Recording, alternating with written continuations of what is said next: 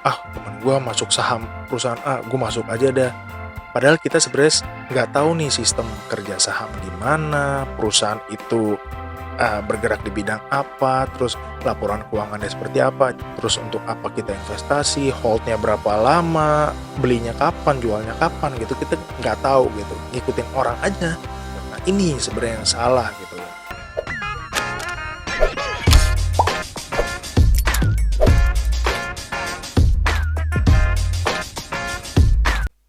Oke, halo semuanya, balik lagi bersama gue Raymond Bonardo.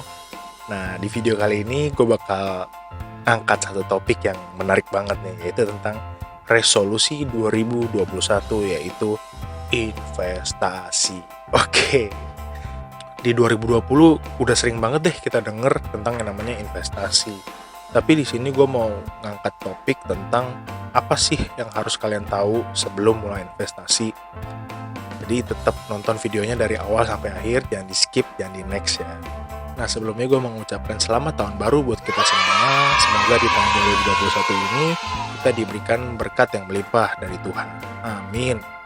Nah oleh karena itu jangan lupa like, comment, and subscribe channel ini dan aktifkan loncengnya agar kalian gak ketinggalan nih video-video terbaru dari channel ini yang membahas tentang investasi khususnya bagi pemula nih seperti kita. Oke, lanjut ke topiknya. Sebenarnya topik ini sih lebih cocoknya ke kita-kita yang belum mulai investasi nih. Tapi nggak menutup kemungkinan juga teman-teman yang nonton di sini yang udah mulai investasi, misalnya contoh udah terjun ke saham, ternyata belum tahu nih hal ini gitu. Jadi gua harap tonton ya, stay tune. Jadi pertama yang harus kalian tahu itu adalah kalian harus tahu dulu profil resiko. Apaan tuh profil resiko? Profil resiko itu adalah suatu ciri yang menggambarkan diri kita nih cocoknya ke instrumen investasi apa, karena kan instrumen investasi banyak ya, jadi kita harus cocok-cocokkan nih dengan diri kita sendiri. Oke, profil resiko itu terbagi menjadi 3. Yang pertama itu adalah konservatif, yang kedua adalah moderat, yang ketiga adalah agresif. Nah untuk ngejelasinnya gue pakai contoh ya biar simple. Oke. Hai. Oke. Nah, konservatif ya kalian udah tau lah dari arti katanya mungkin aman gitu ya. Maksudnya melindungi kan, konservatif.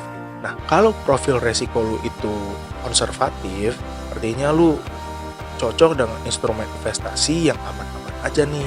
Seperti apa contohnya? Contohnya ada deposito, ada reksadana pasar uang gitu. Jadi kenapa bisa gue bilang aman deposito dan reksadana pasar uang ini?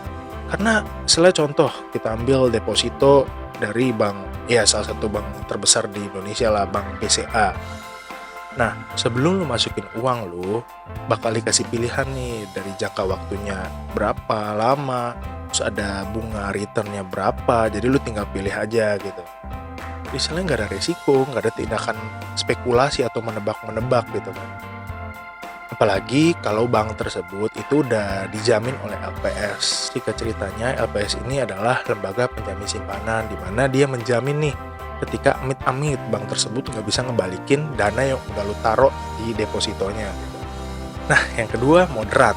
Nah, moderat ini artinya lu mau investasi yang lebih dari return yang udah ditawarin dari deposito tadi. Misalnya investasi deposito returnnya 5% doang setahun, wah kecil banget, gue mau yang lebih nih dari deposito. Itu lu bisa dikategorikan sebagai investor atau profil resiko lu moderat. Tapi dengan catatan ya, lu harus tahu nih misalnya investasi yang lu udah pilih kan returnnya lebih tinggi dari deposito. Artinya risiko yang akan lu terima juga akan lebih juga dari deposito gitu. Contohnya reksadana pendapatan tetap nih. Itu isinya seperti surat utang negara, obligasi negara, dan obligasi perusahaan swasta gitu. Nah kalau obligasi pemerintah atau obligasi negara itu aman ya menurut gue, karena istilahnya dijamin oleh pemerintah itu sendiri. Nah yang agak mengkhawatirkan adalah obligasi perusahaan swasta, karena ketika amit-amit lu udah menanamkan duit lu di obligasi tersebut dan perusahaan tersebut bangkrut, kemungkinan besarnya adalah si perusahaan swasta itu nggak bisa ngebalikin duit yang udah lu taruh gitu. Nah yang terakhir, profil resiko agresif. Agresif ini biasa disebut sebagai risk taker. Artinya si risk taker ini mau investasi dengan return yang lebih lah dari rata-rata. Istilahnya kalau deposito taruhlah 5% setahun. Kalau moderate kan reksadana pendapatan tetap 10% setahun. Gue mau lebih dari itu, gue mau 20%, gue mau 15%. Bahkan investor seperti ini mau investasinya itu bisa menghasilkan return yang berkali-kali lipat. Nah, tapi baik lagi nih, gue di sini mau sharing bahwa prinsip dasar investasi itu salah satunya adalah high risk, high return.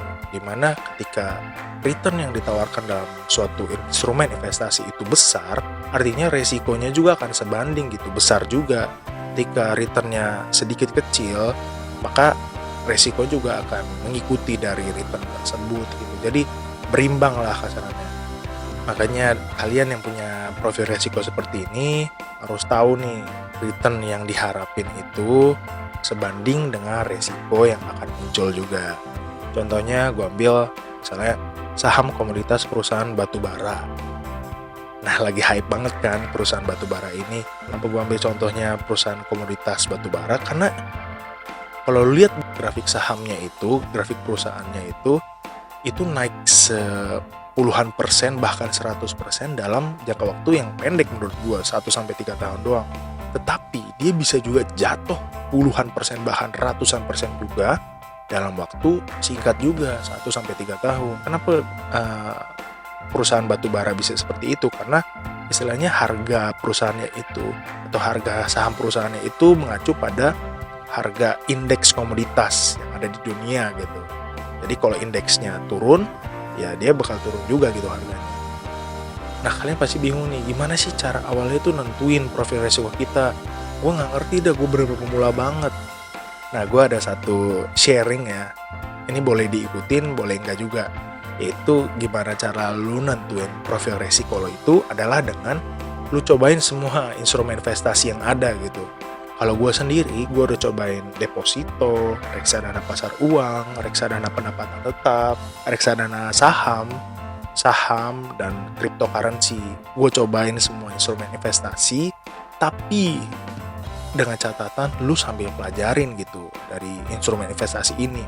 Jadi jangan serta-merta lu taruh duit lu ke semua instrumen investasi, udah diamin aja gitu. Tetap lu pantau sebulan, 3 bulan, 6 bulan, bahkan setahun gitu.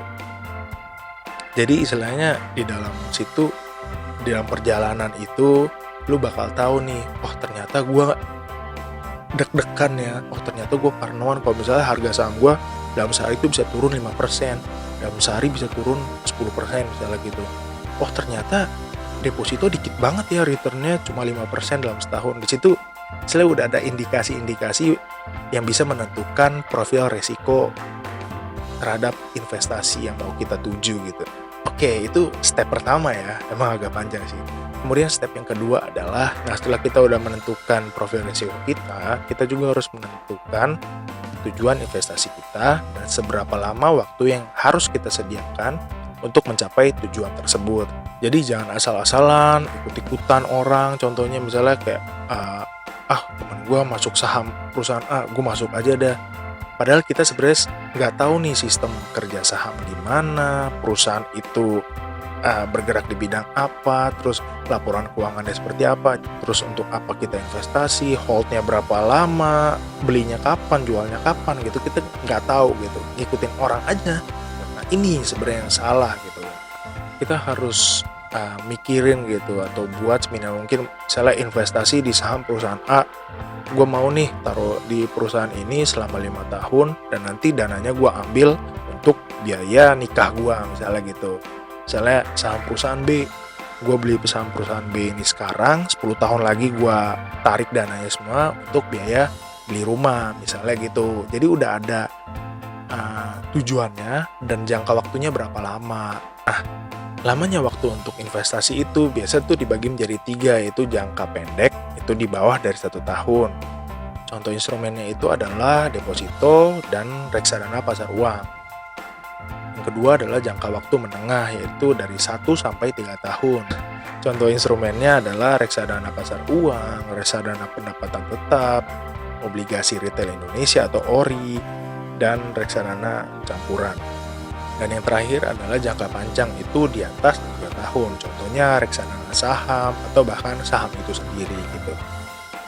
Nah, untuk penjelasan lengkapnya, satu-satu bakal gue jelasin nih, tapi di next video ya.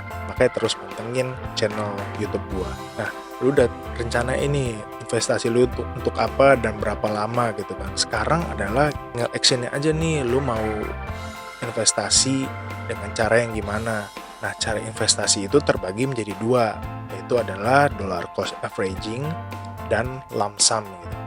Nah, dollar cost averaging itu intinya adalah lu nabung gitu, lu cicil selain dari gaji lu yang lu terima setiap bulan, lu sisihin, lu masukin instrumen investasi yang lu cocok gitu. Terus setiap bulan lu cicil, lama-lama kan jadi bukit juga, jadi besar juga gitu kan. Nah, metode yang kedua adalah metode lump sum. Artinya istilah lu punya duit 100 juta, lu langsung taruh di instrumen investasi yang lu cocok gitu. Nanti di beberapa tahun kemudian lu ambil. Nah, itu dia ketiga hal yang harus kalian tahu sebelum mulai investasi, guys. Jadi, istilahnya investasi kita lebih berkualitas lah. Dan hasil yang kita dapatkan di kemudian harinya juga bakal maksimal juga. Oke, sekian video kali ini. Kalau ada kritik, saran, dan masukan, drop comment below. Thanks for watching. Invest now or never.